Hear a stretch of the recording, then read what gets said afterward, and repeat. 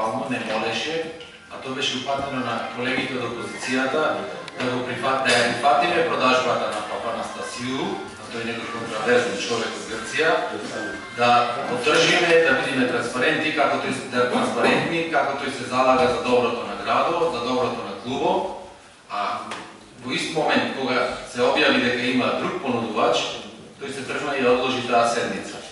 На некој начин ние спасивме една криминална продажба, на градоначалникот во 4 очи за клубот, но денес тој требаше да присуствува тука, како што не молеше прошлиот пат и како што ни обеќаваше дека ќе бидат прифатени сите наши идеи, транспарентно да ги прифати, да не повика, да го составиме новиот договор, да ги кажеме забелешките во комисиите и во службите и како што се договоривме, да излеземе тука со еден заеднички договор, каде сите ќе го прифатиме. Но за жал, стилот на Владимир Талевски е тој.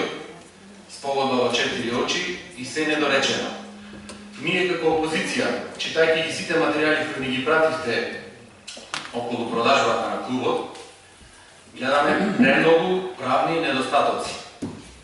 Значи сите тие одлагања, дополнувања на тие одлуки, сите овие туркања на мускули за да се продаде клубот со некои недоречени услови кои ни се наведени во одлуката, ние не можеме да ги прифатиме. Затоа опозицијата се изјасна и јас ќе кажам, се изјаснуваме дека ќе бидеме воздржани. Ради не дека неќеме да се реши таа ситуација и да се продаде клубот.